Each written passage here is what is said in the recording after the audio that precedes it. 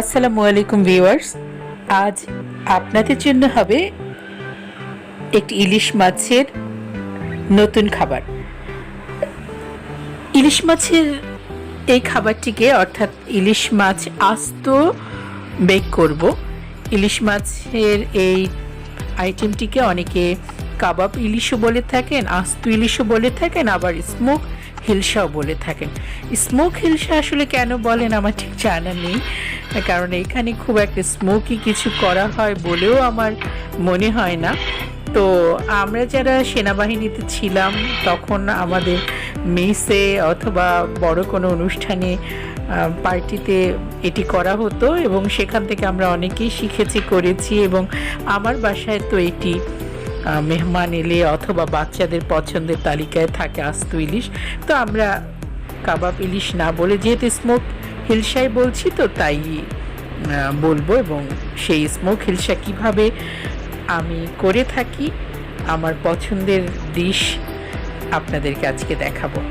আমি আসলে দুটি ইলিশ মাছ করব, তাই আমি দুটি ইলিশ মাছ নিয়েছি, কিন্তু একটি করার জন্য একটি মাছ 1 কেজি হতে পারে, অথবা আপনি ছোট করে নিলে 600-700 গ্রামের বা ছোট, মানে আপনার পছন্দ অনুযায়ী আপনি নিয়ে করতে পারেন। তো মোট কথা আপনি একটি আস্ত ইলিশ কিভাবে করবেন তাই দেখাচ্ছি। তো আমি মাছের দুটো মাছের আঁশ ছড়িয়ে, যেভাবে ইলিশ মাছ আঁশ ছড়াতে হয় ছড়িয়ে ধুয়ে নিয়ে মাথা এবং লেজ আলাদা করে নিয়েছি। লেজ খুব ছোট করে কেটে নিয়েছি, আপনারা দেখতে পেয়েছেন, এবং মাথাটিও একেবারে মানে মাথার যে অংশ বলা হয় সেই একেবারে মাথার বরাবর করে কেটে নিয়েছি। তো এরপরে মাথা আর লেজ সামান্য লবণ দিয়ে আমি ভেজে রেখেছি। যেহেতু আমি দুটো মাছ করব বলেছিলাম, তাই আমার দুইভাবেই করা, কিন্তু প্রসেস একই। তো আমি মাথা এবং লেজ আলাদা একটু লবণ দিয়ে ভেজে রেখে দিয়েছি, আর মাছটি 2 কাপ পানি দিয়ে সিদ্ধ করেছি।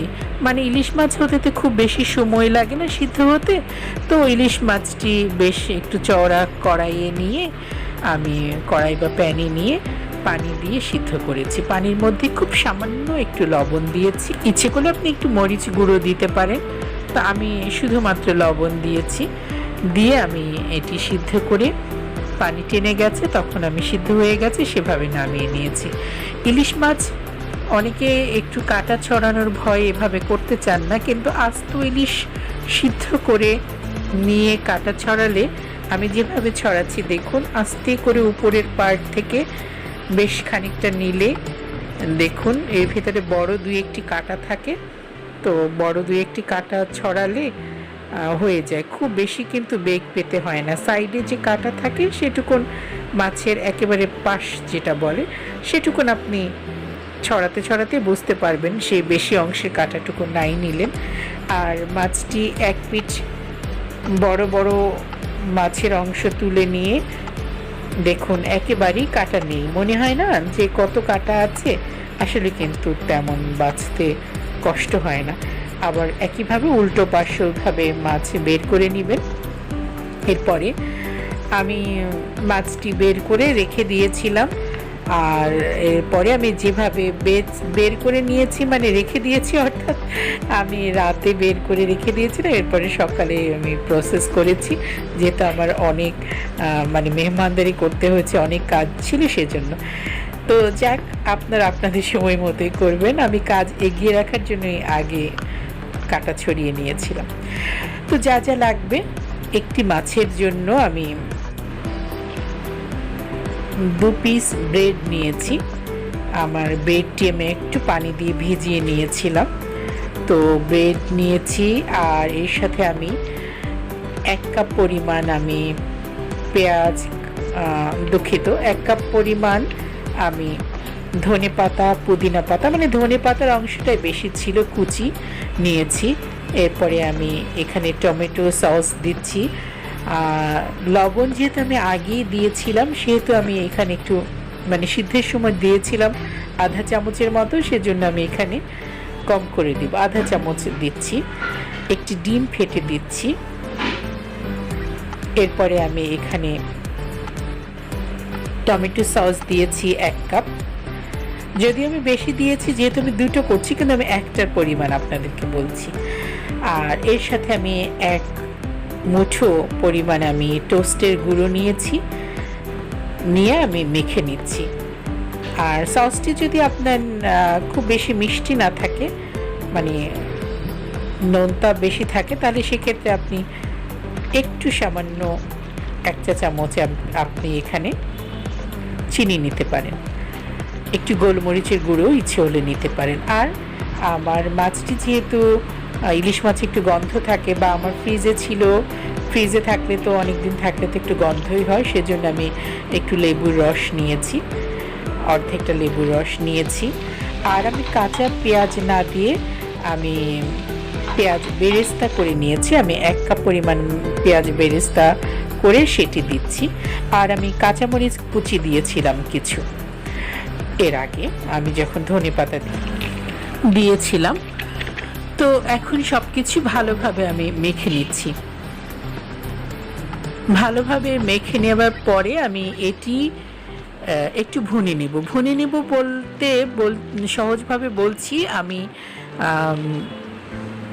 যে তেলে পেঁয়াজ, ধরুন 1 কাপ তেল দিয়ে আমি পেঁয়াজ বেরেস্তা করেছি, তো সেই বেরেস্তা করার পরে আমার কাছে যে তেলটি রয়ে গেছে, সেই তেলেই কিন্তু আমি মূলত মাথা এবং লেজ ভেজে নিয়েছিলাম, এবং সেই ভাজার পরে বাকি তেলের মধ্যে আমি এই যে মাখানো কিমাটা, অর্থাৎ ইলিশ মাছের যে মাছ আমি মেখে নিলাম যে অংশ, তো সেটি আমি চুলোয় সেই তেলের মধ্যে একটু ভালো করে নাড়াচাড়া করে নিয়েছি। আপনি না করলেও পারেন, কিন্তু একটু নাড়াচাড়া করে নিলে যেটা হয়, খেতে কাঁচা ভাব থাকে না। আবার অনেকে যাদের বেক করার সুবিধা নেই, ইলেকট্রিক ওভেন নেই, তারা কিন্তু এভাবেই মাছের আকার গড়ে খেতে পারেন। তো আমি যেহেতু ইলেকট্রিক ওভেনে একটু বেক করব, সেজন্য আমি মাছটি গড়ে নিচ্ছি আবার, অর্থাৎ মাছ ওভাবে আমি চুলো একটু নাড়াচাড়া করে নিয়ে নামিয়ে নিলাম। এরপর একটু ঠান্ডা করে আমি বেকিং ট্রেতে একটি ফয়েল পেপার বিছিয়ে নিয়েছি। আপনি ফয়েল পেপার না হলে একটু মোটা কাগজও নিতে পারেন। ফয়েল পেপার বিছিয়ে নিয়ে তার উপরে আমি মাথা এবং লেজ বসিয়ে মাঝখানে পুরো মাছের কিমাটি দিয়ে আমি আবার আস্ত মাছ গেঁথে নিলাম। অনেকে কিন্তু মাছের আস্ত কাটাও রেখে দিয়ে এভাবে করেন, কিন্তু সেভাবে সেই একই কথা, কাটা বেঁধে যায়। তো আমি সেভাবে করি না, আমি যেভাবে করি সেভাবেই সহজভাবে করি, এবং সহজভাবেই আপনাদেরকে দেখাচ্ছি। মাথা লেজ দিয়ে পুরো ইলিশ মাছের আকারে আমি ইলিশ মাছ আবার গড়ে নিলাম। এরপরে আমি একটি ডিম ফেটে নিয়ে, ফেটানো ডিমের কিছুটা আমি উপর থেকে দিয়ে দিচ্ছি। ভালো করে মাছটিতে ফেটানো ডিম মেখে নিচ্ছি। এর উপরে আমি টোস্টের গুঁড়ো দিব। আমি ব্রেড ক্রাম্ব যেটা বলে কিনতে পাওয়া যায়, সেটাও আপনি দিতে পারেন, তবে আমি সবসময় টোস্টের গুঁড়োই দেই। টোস্ট বাজারে যে মচমচে প্রাণের বা অন্য কোম্পানির টোস্ট কিনতে পাওয়া যায়, তা আপনি ব্লেন্ডারে অথবা পাটায় পিষলেই কিন্তু গুঁড়ো হয়ে যায়। সেই গুঁড়ো দিয়ে কিন্তু আমি সব ধরনের চপ, কাটলেট গড়িয়ে থাকি।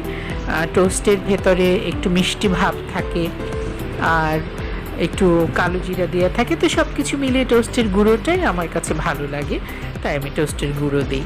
তো এভাবে আমি মাছের উপরে গুঁড়োটা ছড়িয়ে দিলাম, দিয়ে একটু ছুরি দিয়ে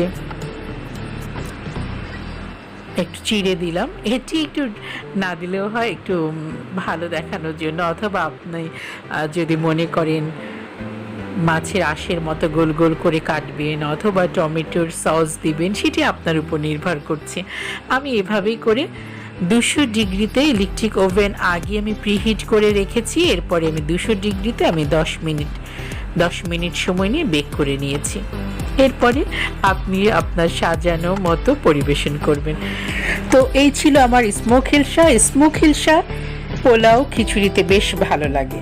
ভালো লাগলে আমার চ্যানেলটি সাবস্ক্রাইব করবেন প্লিজ।